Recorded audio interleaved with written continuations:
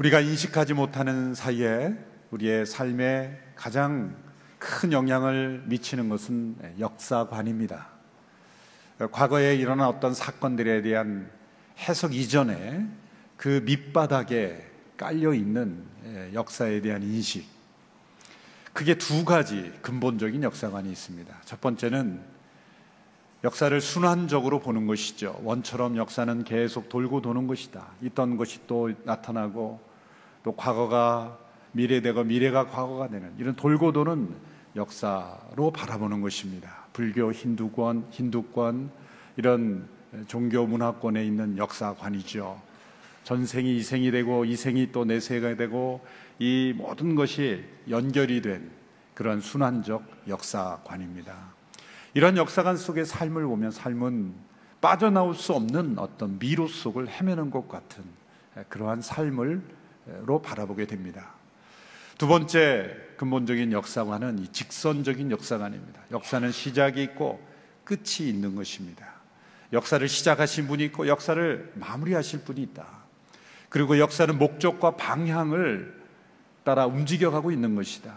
이런 역사를 통해서 보면 우리 모두는 다 어떤 사명과 목적을 가지고 역사를 살아가는 여행을 하고 있는 것입니다. 바로 성경적인 역사관, 하나님의 말씀에 우리에게 가르쳐주는 역사관입니다. 하나님께서 우리에게 성경을 주실 때 이 성경을 모두가 다 잠언집 같은 형태로 주지 않고 역사의 형태로 우리에게 주신 이유가 바로 거기에 있는 것입니다. 우리가 성경의 역사를 통해서 우리는 과거를 내다볼 뿐만 아니라 현재 미래의 역사를 내다볼 수 있는 올바른 역사관을 우리에게 제공해 주시는 것입니다. 만일 우리가 올바른 역사관을 갖고 있지 못할 때 우리는 그릇된 고정관념 속에 사로잡히거나 아니면 잘못된 기대를 가지고 살아가게 되죠. 예수님 당시 유대인들에게 있었던 역사에 대한 아주 심각한 잘못된 기대가 있었습니다. 그것은 하나님의 나라가 당장에 메시아를 통해 임할 것이라는 기대입니다.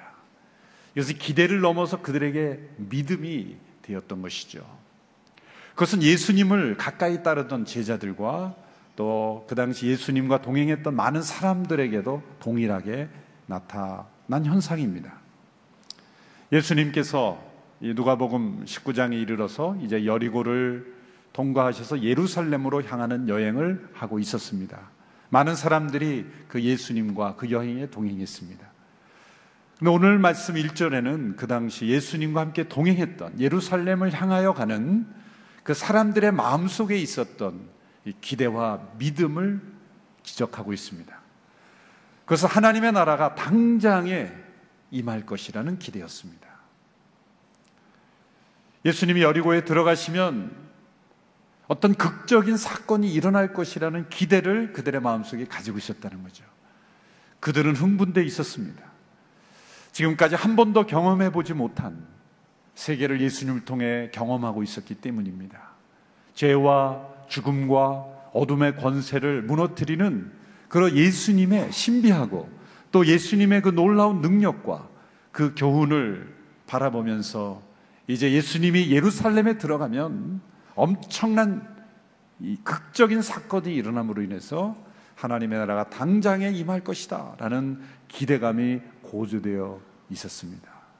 오늘 보면 1절의 말씀, 11절의 말씀을 함께 보십시오. 11절 말씀 시작. 그들이 이 말씀을 듣고 있을 때 예수께서 연이어 비유를 들려주셨습니다. 예수께서 예루살렘에 가까이 이르셨고 또 사람들이 하나님 나라가 당장이라도 나타날 것이라고 생각했기 때문입니다. 하나님의 나라가 당장에 나타날 것으로 기대하고 있는 사람들, 바로 이 사람들에게 오늘 나오는 이 비유의 말씀을 주셨다는 거죠. 어떤 말씀이든지 특별히 비유는 그 대상이 누구인가, 어떤 상황에서 어떤 대상에게 어떤 목적으로 주셨는가가 그 비유의 가장 중요한 해석에 초점이 되는 것이죠. 하나님의 나라가 당장에 임할 것으로 기대했던 그들, 사실 예수님께서는 이미 수차례 그들의 잘못된 기대를 교정시키는 말씀을 주셨죠. 그런데 그들이 듣지 않았던 것입니다. 메시아가 이 땅에 왔을 때 하나님의 나라가, 이 세상이 종말이 오고 당장에 하나님의 나라가 올 것이라고 기대했던 그들의 기대를 예수님은 교정시켜 주려고 여러 번 말씀하셨어요. 그런데 듣지 않았어요. 이제 예루살렘에 가까이 이르렀을 그때까지도 사람들의 마음속에는 그런 기대가 있었다는 거죠. 그래서 예수님께서 오늘 비유의 말씀을 주신 것입니다. 예수님은 이 비유의 말씀을 통해서 예수님이 예루살렘에 들어감으로 인해서 당장에 하나님의 나라가 임하지 않는다. 오히려 하나님의 나라는 세 단계를 통해서 이제 도래할 것이다. 이미 예수님을 통해 하나님의 나라가 왔지만 예수님은 이 세상을 잠시 떠나야 하신다. 예루살렘에서 고난과 죽음을 통해서 예루살렘을 떠나는 일이 있을 것이다. 그것이 제자들에게는, 또 사람들에게는 큰 충격이었죠. 예루살렘에 들어가서 왕으로서, 통치자로서 새로운 세상을 만들으셔야 될 분이 떠나신다니, 십자가에서 죽으신다니, 이해할 수 없고 받아들일 수 없는 예수님 말씀이셨죠. 두 번째는 예수님이 떠나 있는 그 기간에 종들에게 임무를 주시고 그 종들에게 역사에 대한 책임을 맡기시는 기간이 있을 것이다. 그리고 세 번째 단계는 그 예수님이 다시 오셔서 진정한 왕으로서, 만왕의 왕으로서 이 땅을 통치하시고 그리고 이 땅을 심판하실 그때가 올 것이다.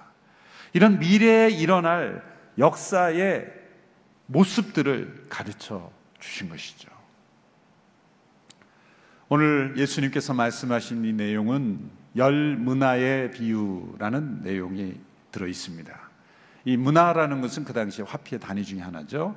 달란트, 데나리온, 또 아사리온, 여러 그 화폐의 단위가 있는데, 문화는 한 수십일 정도의 그 임금으로서 이 달란트가 가장 큰 거죠. 이것은 몇십 년 일해서 얻는 그런 보수에 해당되는 금액이기 때문에 상당히 큰 액수입니다. 그냥 문화는 몇십일 정도의 품삯이기 때문에 그렇게 큰 가치는 아닙니다.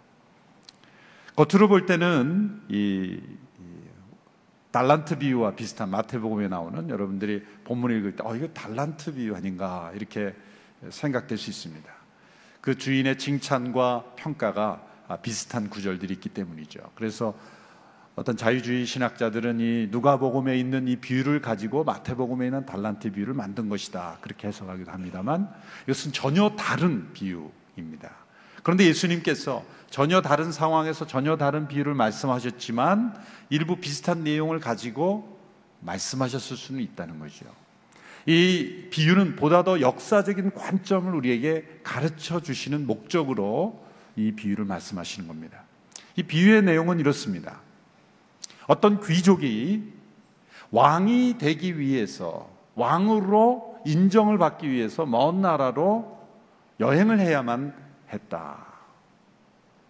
그리고 그 여행을 떠나면서 10명의 종들에게 한 문화씩 동일하게 나누어 주었다.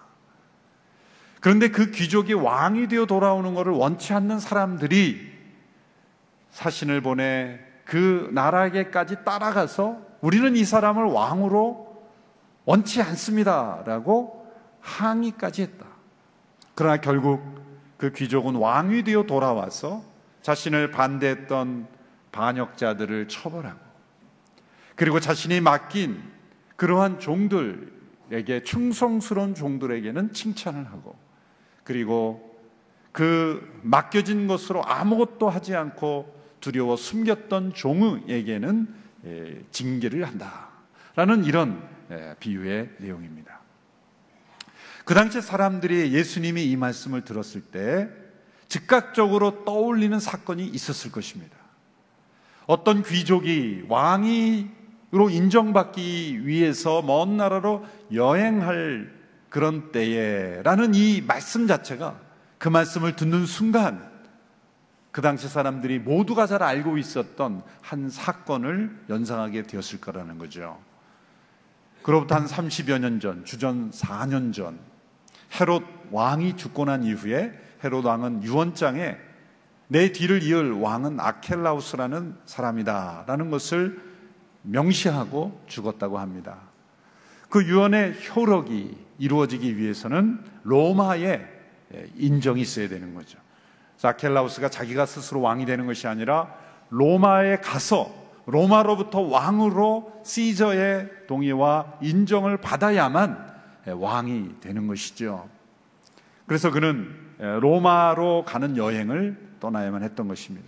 근데 그 전에 6월절, 주전 4세기 6월절에 예루살렘에 일어난 어떤 소동 때문에 대학살을 하게 되었는데 이 아켈라우스의 군대에 의해서 3,000명의 유대인들이 죽임을 당하는 대학살이었다고 합니다. 당연히 유대인들은 이 잔인한 자가 그들의 왕이 되는 것을 원치 않았고, 그래서 그가 로마의 시저의 인정을 받기 위해서 로마로 간 사이에 50여 명의 대표단을 뽑아서 뒤따라가서 시저에게 소송을 한 거예요. 우리는 이 사람이 우리의 왕이 되는 것을 원치 않습니다. 차라리 총독으로 우리를 통치해달라. 그렇게 항소를 한 사건이 있었습니다. 그 당시의 사람들에게는 너무나 잘 알려진 그런 역사적 사건이죠. 근데 예수님께서 장차 일어날 일을 예수님께서 비유로 말씀하실 때 이 과거의 사건을 패러디해서, 과거의 사건을 비유로 해서 말씀하신 거죠. 그래서 어떤 귀족이 왕으로 즉위하고자 먼 나라로 여행했다라는 이 말씀을 가지고 이제 장차 일어날 일들을 말씀하시는 겁니다.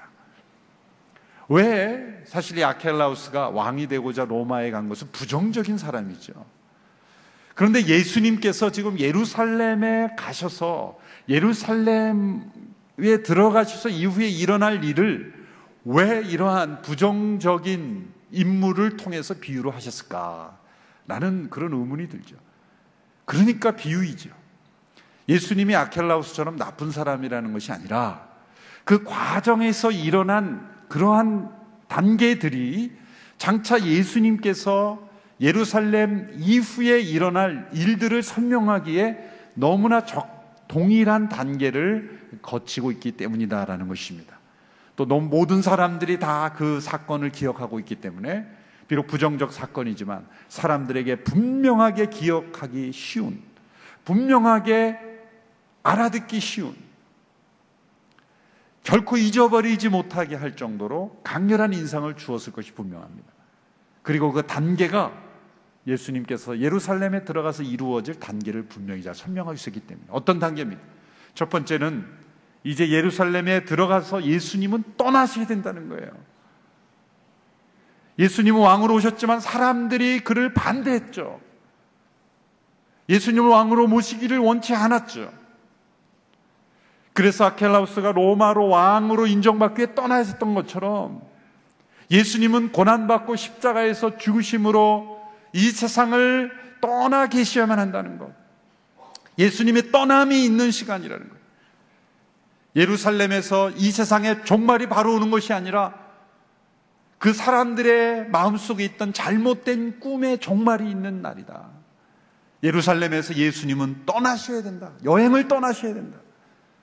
하나님의 나라가 당장 오지 않고 예수님이 십자가에서 죽으심으로 떠남이라는 단계가 있을 것이다 라는 걸 먼저 말씀하시고, 그 떠나 있는 동안 이 역사에는 주님이 맡기신 종들에게 한 문화씩 맡김으로써 책임을 주시고 계시다. 그리고 세 번째는 그분은 사람들이 원치 않다 할지라도 반드시 왕으로 좌정하실 것이다. 반드시 왕으로 돌아오실 것이다. 사람들이 원치 않더라도 예수님은 반드시 왕으로 다시 오셔서 이 땅을 통치하실 것이고, 그리고 이 땅을 심판하실 것이다. 이 단계가 바로 아켈라우스가 로마에 가서 왕으로 인정받아 돌아오는 그 과정이 바로 앞으로 있을 미래, 제자들이 예루살렘에 들어가서 예루살렘 이후에 일어날 역사의 스텝들을 너무나 잘 보여주기 때문에 이 사건을 비유로 해서 예수님이 이 비유를 드신 거예요. 그러므로 달란트 비유와 그 초점이 약간 다른 면이 있는 것이죠. 예수님은 이 비유를 통해 역사 속에 세 종류의 사람들이 있음을 우리에게 가르쳐 주셨습니다. 첫 번째는 반역자들이죠. 이 반역자들은 누굽니까? 이 귀족이 왕이 되어 돌아오는 것을 원치 않고 반역하는 사람들, 반대하는 사람들입니다. 예수 그리스도께서 왕이심을 반대했던, 거부했던 그 당시의 사람들이 있지만 오늘 이 시대에도 예수 그리스도께서 왕으로 통치하시는 것을 거절하고 받아들이지 않고 인정하지 않는 반역자들이 있습니다. 역사에서는 인정받는 지도자라도 하나님 나라에서는 반역자가 있을 수 있다. 마지막 구절에 보면 그 원수들을 죽이는 심판이 이루어지죠. 어떻게 보면 참 가슴 아픈 거죠. 예수님이 다시 오셔서 저 원수들을 죽이라는 그런 왕으로 오신다는 것이 우리에게는 좀 충격일지 모르지만 장차 온전히 임할 그 하나님의 나라에서는 예수 그리스도와 왕이심을 반대하고 거절하는 이들은 절대로 용납될 수 없는 시대가 온다는 거죠. 지금은 용납됩니다. 지금은 인내의 시대예요. 은혜의 시대예요. 용서의 시대예요. 그리고 용납의 시대입니다. 지금은 예수 그리스도가 왕이심을 반대한다 할지라도 하나님 나라를 거절하고 그리고 그 나라에 들어가지를 원치 않는 원수된 자로 살아갈지라도 지금은 인내의 시기입니다. 용납의 시기요, 은혜의 시대예요. 그래서 반역자들을 용납하는 그 시대. 그러나 지금은 잠시 떠나 계신 그 예수 그리스도가 만일 다시 오실 그때에는 반역자들은 절대로 용납하지 않는 그 시대가 올 것이다 라는 미래의 역사를 우리에게 보여주시는 비유이죠. 두 번째 종류의 사람들은 어떤 사람입니까? 10명의 종에게 한 문화씩 동일하게 나눠졌는데 두 사람이 충성된 종이었습니다. 한 사람은 와서 주인님, 제가 맡기신 한 문화를 가지고 10문화를 남겼습니다. 주인이 충천하죠. 잘했다, 충성된 종아. 내가 작은 일에 충성하였으니 이제 내가 너에게 10고을을 맡기는 권세를 줄 것이다. 또 다른 종이 나왔습니다. 주인님, 저는 한 문화를 가지고 5문화를 남겼습니다. 그래, 잘했다. 내가 너에게 5고을을 맡기는 권세를 주겠다. 권세를 주었다. 이게 참 중요합니다. 이 종들이 왜 칭찬을 받았습니까? 충성된 종이었기 때문입니다. 그들이 왜 충성되었습니까? 무엇가를 남겼기 때문이기도 하지만 이들은 그들에게 맡겨진 것을 가지고 불평하지 않고 원망하지 않고 어떤 보상에 대한 약속이 없었음에도 불구하고 그들은 충성했다는 거예요. 이들이 이것으로 장사를 한다고 그들의 것이 되는 게 아닙니다. 맡겨진 것도 주인의 것이요, 그것을 통해 남겨진 것도 주인의 것입니다. 자기 자신의 것이 아니라 주인의 것이지만 주인의 것을 가지고 충성스럽게 장사한 이들, 이것이 바로 충성입니다. 진정한 충성은 나에게 돌아오지 않는 것이지만 주인의 것임에도 충성하는 것. 되게 건강한 주인의식이 없을 때 우리는 일을 아무렇게나 하죠. 어떤 조직, 어떤 공동체이든지 간에 이것이 당장 나에게 무엇인가를 돌아온다고 할 때는 열심히 하지만, 그러나 이것이 나에게 돌아오는 것이 아니라 그 누군가에게 돌아갈 것이라고 한다면 사람들에게는 이 동기부여가 잘 되지 않는 것이 인간의 속성이에요. 그러나 진정한 이 충성된 종은 어떻습니까? 주님의 것을, 주님의 나라를 이루는 데 있어서 쓰임 받는데 충성을 다했다. 그것이 마치 나의 것인 것처럼, 아니 나의 것 이상으로 충성을 다한 이 종의 모습, 충성된 종이다, 이렇게 칭찬을 했죠. 사실 이 문화라고 하는 단위가 사업을 하고 장사를 하기에는 합당하지 않은 자본이죠. 너무 적은 돈입니다. 아주 작은 겁니다. 진짜 작은 것에도 불구하고 그것을 가지고 충성스럽게 했을 때 때로는 10문화를 남겼고 때로는 5문화를 남겼다는 거죠. 때로 우리에게 더 많은 것이 주어져 있지 않기 때문에 내가 능력을 발휘하지 못한다는 그런 생각을 가질 때가 있지 않습니까? 내게 더 많은 권위, 더 많은 권세, 또 더 많은 자원, 더 많은 것을 나에게 허락하지 않았기 때문에 내가 능력 발휘를 못한 것이다 라는 생각이 우리 마음속에 있을 수 있습니다. 충성된 자세가 아닙니다. 충성이란 나에게 맡겨진 그것이 비록 작은 것이라 할지라도 그것을 통해서 움직이고 그것을 가지고 도전하고 그것을 가지고 시작하는 그러한 모습, 그것이 바로 충성된 종이죠. 브루스라는 목사님은 이 착하고 충성된 종들을 이렇게 평가했습니다. 이들은 장사를 통해 돈을 벌고 있었던 것이 아니라 실상은 성품을 만들러 가고 있었다. 주인이 왜 작은 돈을 주면서 이거 갖고 장사하라 그랬겠습니까? 그 작은 것을 줘보면 그 사람의 성품이 나오거든요. 작은 것을 어떻게 다루느냐가 이 사람이 과연 충성되느냐 충성되지 않느냐가 나타나거든요. 이 주인은 이것을 통해 그들의 성품을 훈련하고 있었다. 하나님의 나라는 우리가 무엇인가를 받는 데 있지 않고 우리가 어떤 사람이 되어가는 데 있다는 것이죠. 작은 것을 가지고 충성된 자세를 만들어가는 사람이 있는 반면에 정반대로 작은 것을 가지고 불충성으로 나아가는 사람도 있을 수 있다. 하나님의 나라에 임할 때 우리에게 가장 필요한 태도는 바로 충성입니다. 이 충성은 어디서 나옵니까? 믿음에서 나오는 거예요. 이 종들은 어떤 믿음이 있었습니까?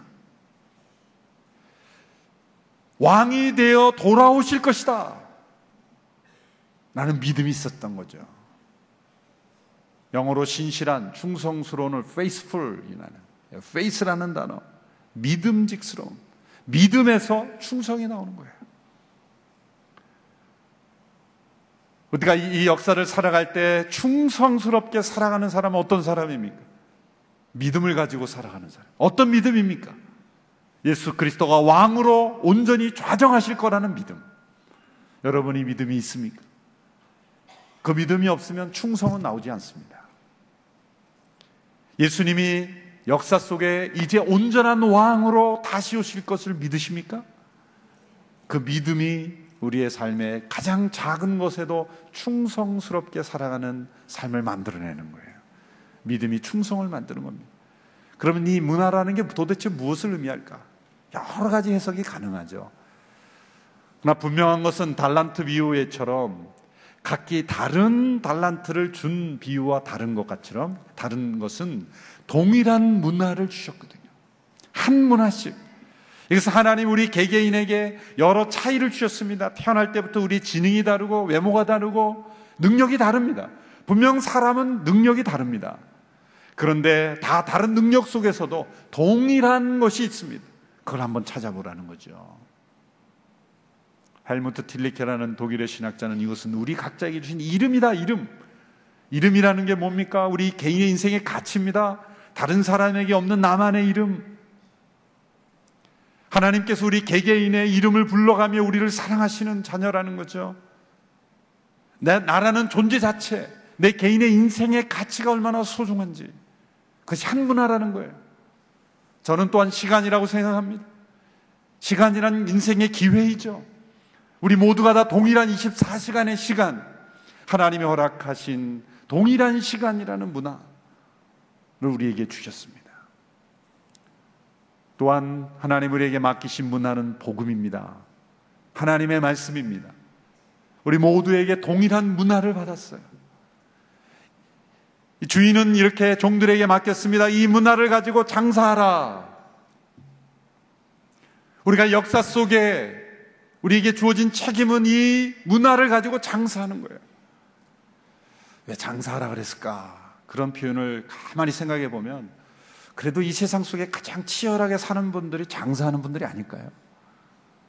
물론 아닌 분들 있겠죠. 연구도 열심히 치열하게 하시는 분도 있겠지만 대개 보면 장사하는 분들이 제일 열심인 것 같고 제일 치열하게 사시는 거예요. 과연 그만큼 하나님의 말씀을 증거하는 일에 우리가 치열하다면 세상은 뒤집어졌을 거예요. 만약 우리가 사업을 하고 장사를 하고 돈을 버는 것만큼이라도 우리가 말씀을 장사했다면 정말 세상은 달라지지 않았을까요? 그런 생각을 해봐요. 우리에게 역사 속에 맡겨진 이 책임, 너희에게 맡겨진 문화를 가지고 장사하라. 교회에게 하나님께서 유일하게 맡기신 문화는 복음이죠. 오늘 이 교회가 많은 성도가 있기 때문에 많은 일을 할 수 있다라고 생각하는 순간 교회는 능력이 없어져요. 하나님이 교회에게 맡기신 유일한 자원은 한 문화, 하나님의 말씀 복음뿐이에요.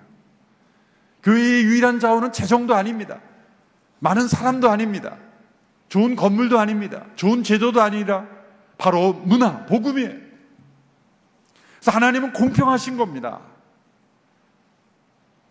자, 우리 교회에 있다가 개척하신 목사님들에게 설교를 할 때 그런 말씀 드렸어요. 하나님은 공평하시다는 걸 기억해야 교회가 건강하시다. 아무리 작은 인원이 모인 교회일지라도 복음을 하나님이 맡기신 유일한 문화, 유일한 자원으로 믿고 고백하면 그 교회는 건강하게 성장할 것이다. 교회의 자원을 복음이 아닌 것으로 삼을 때는 교회는 반드시 쇠퇴할 것이다. 오늘 이 교회에 하나님께서 맡기신 유일한 문화는 바로 복음임을 우리가 고백해야 될 줄로 믿습니다. 유일한 자원이에요. 그래, 공평한 거예요. 복음 뭡니까? 메시지예요. 말씀이에요. 누구나 읽을 수 있는 거예요. 누구나 들을 수 있는 겁니다. 어느 교회, 어느 성도에게나 동일하게 주신 복음, 메시지예요. 그 복음을 잘 듣고 잘 전하기만 하면 되는 거예요. 동일하게 주어진 문화예요. 어떤 실력, 어떤 리더십, 어떤 조직,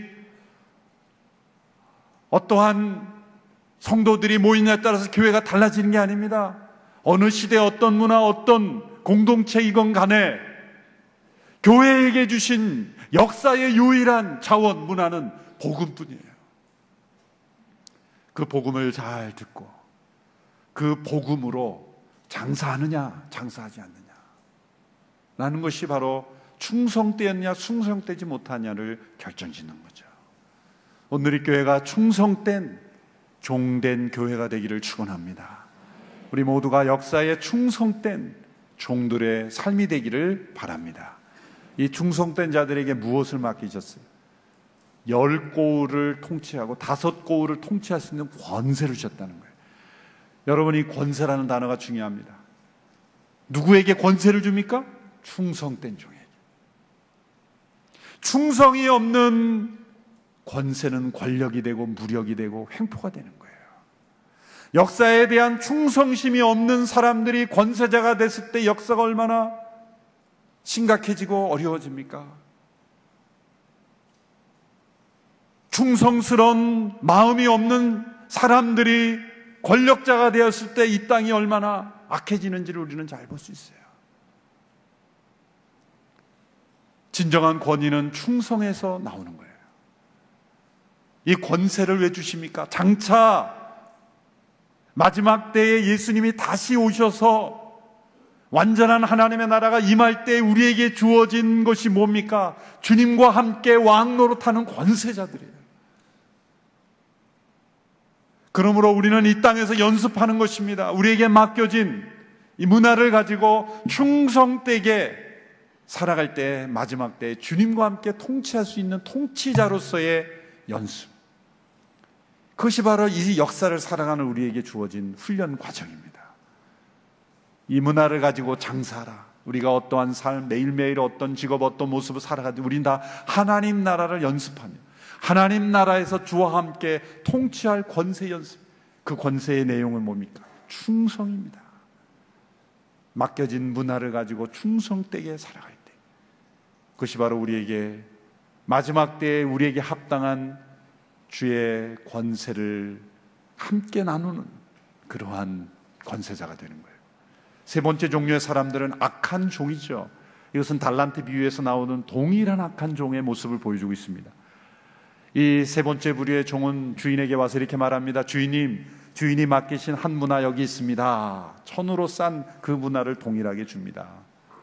저는 주인이 심지 않은 데서 거두는 그러한 완악한 그러한 주인인 줄 알았습니다. 제가 두려워서 천으로 싸서 보관해서 여기 다시 돌려드립니다. 주인이 책망을 하죠. 내가 나를 그런 주인으로 알았더냐? 내가 만일 이것을 그 당시에도 은행이 있었다 봅니다. 은행이라도 맡기면 이자라도 나올 거 아니냐? 아무리 저금리라도 뭐라도 좀 붙을 거 아니냐? 예수님 말씀하신 거죠. 자, 이 문제는 뭘까요? 왜 안전한 은행에도 맡기지 않았을까요? 그런 달란트비에서는 땅에다 파묻었지 이 사람은 천으로 싸서 보관하고 있었죠. 이 사람은 주인에 대한 심각한 오해가 있었어요. 주인은 심지 않은 데서 거두는 자를 알았습니다. 이게 무슨 뜻일까요? 우리가 역사를 보면서 우리 하나님께 대한 이런 불평이 있습니다. 하나님은 심지도 않으면서 왜 우리에게 하나님을 믿으라 그러냐? 역사를 보면 이해할 수 없는 수많은 재난들이 있고 고난들이 있고 참사들이 일어나는데 하나님 뭐 하시는 겁니까? 하나님이 우리가 하나님을 믿을 만한 게 역사 속에 일하시고 우리가 믿으라 그래야지. 하나님은 심지도 않고 우리 보러 왜 자꾸 믿으라 그럽니까? 이런 식으로 하나님을 대하는 거죠. 우리가 역사에서 일어나는 일을 보면 하나님은 좀 더 심어야 됩니다. 좀 더 뭔가 일을 하셔야지 우리가 하나님 믿지. 역사를 보니 하나님은 못 믿겠어라고 하나님을 평가하는 거예요. 교회를 보니 하나님 못 믿겠어. 교회라도 좀 제대로 해놓고 믿으라 그러지. 다 심지 않고 거두는 자인 줄 알고. 또 한 가지는 두려워서 숨기는 거예요. 여러분, 농부가 씨를 뿌리지 않는 이유로 왜 씨를 뿌리지 않느냐 그랬을 때 씨가 씨를 뿌리고 자라면 병충해가 먹지 않을까요? 비가 안 오지 않을까요? 두려움에서 일어나는 모든 일들, 모험과 도전을 전혀 하지 않고 두려움에 사로잡혀 한 문화를 파묻어버리는 거예요. 그냥 성경 그대로 잘 보관하면 되지. 그냥 교회가 잘 유지되면 되지. 우리는 기독교를 세상 속에 보존하려고 존재하는 것이 아닙니다. 교회를 그냥 잘 보존하면 되지. 무슨 사명이 있고 뭘 증거를 해야 되고 전파를 해야 되고 이 문화를 가지고 무슨 장사를 해. 그냥 잘 보관하면, 성경책 집에 잘 보관하면 되지. 어떤 분의 성경책을 보면 먼지가 수북히 쌓이고, 어떤 분의 성경을 보면 차 트렁크에 변사체처럼 늘 그렇게 발견되고, 어떤 분의 성경은 그저 교회 그 구석지에서 발견되고, 성경을 잘 보관만 하면 되지. 성경을 읽고 전하고 뭐 그러냐. 이게 다 악한 종의 모습이죠. 사실 여기에 있는 분들은 반역자들은 없을 거예요. 예수님이 왕이 되기를 원치 않아서 하나님 앞에 사신을 보내서 하나님, 우리 예수님 왕으로 오는 거 원치 않습니다. 뭐 그럴 담대한 분은 여기 없겠죠? 역사적에 보면 그런 분들이 니체나 그런 분들은 반역자, 확실히 반역하는 거예요.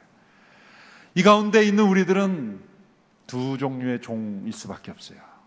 착하고 충성된 종이든지 아니면 악하고 게으른 종이든지, 한 문화를 가지고 잘 보관만 하고 파묻어버리는 종이든지, 그냥 시간, 내 인생 그냥 잘 보존만 하다 가는 인생이든지, 아니면 이것을 가지고 장사를, 자신의 시간, 물질, 재능, 삶, 말씀, 하나님 우리에게 주신 동일한 문화를 가지고 장사를 해서 주 앞에 충성되게 그렇게 인정받는 종이 되는지 둘 중에 하나입니다. 예수님은 예루살렘에서 떠나셔서 계십니다.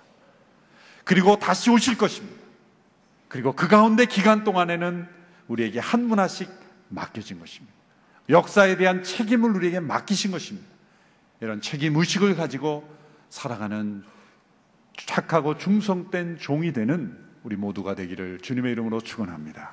기도하겠습니다. 하나님 아버지, 착하고 충성된 종으로 우리를 믿고 맡겨주심을 감사합니다. 역사에 대한 책임, 우리에게 맡겨진 한 문화 장사하고 도전하고 모험하고 실천하고 행함으로 주님 앞에 인정받는 우리 모두가 되게 하여 주옵소서. 두려움에 사로잡혀 주인에 대한 오해 속에 자신에게 준 문화를 파묻어버리고 그저 보관만 하는 게으른 종이 되지 않고 역사에 대한 책임의식을 가지고 왕으로 온전하게 임하실 주님을 기다리며 준비하며 주님 다시 오심을 확실히 믿고 충성된 종으로 살아가는 모두가 되게 하여 주옵소서. 예수님의 이름으로 기도하옵나이다. 아멘. 다 같이 일어나셔서 함께 봉헌 찬양 드리겠습니다.